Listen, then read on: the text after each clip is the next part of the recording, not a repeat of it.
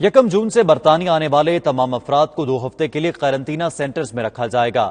قواعد و ضوابط کی خلاف ورزی کرنے والوں کو 1000 پاؤنڈ جرمانہ بھی ہو سکتا ہے۔ اسی پر دیکھتے ہیں بیورو چیف UK غلام حسین آوان کی یہ رپورٹ۔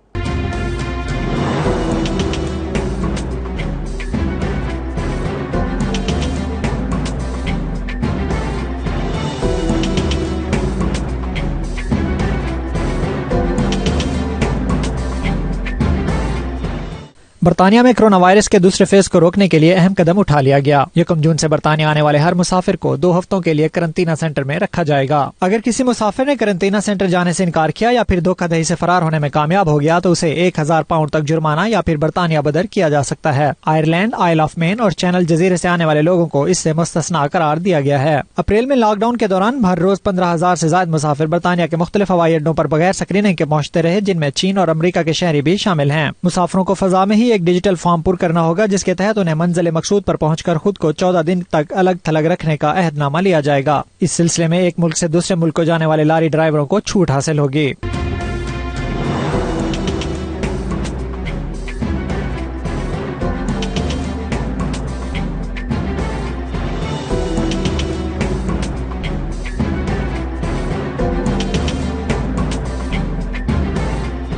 انفیکشن کا پھیلاؤ روکنے کے لیے مسافروں اور کمپنیوں کے ملازمین کو چہرہ ڈھانپنے کی سختی سے ہدایات کی گئی ہیں۔ پبلک ٹرانسپورٹ کے مسافر بھی اس ہدایت نامے پر عمل کرنے کے پابند ہوں گے۔ دوسری طرف UK ایئرپورٹس حکام کے مطابق اس قسم کا حکومتی فیصلہ برطانیہ کی ہوا بازی صنعت کے لیے تباہ کن ثابت ہوگا۔ اس پر نظر ثانی کی ضرورت ہے۔ بعض ذرائع کے مطابق ٹرک ڈرائیورز اور شپنگ انڈسٹری سے تعلق رکھنے والے افراد جن کا شمار کی ورکرز میں ہوتا ہے وہ اس پابندی سے مستثنیٰ ہوں گے۔ غلام حسین آوان، 92 نیوز UK۔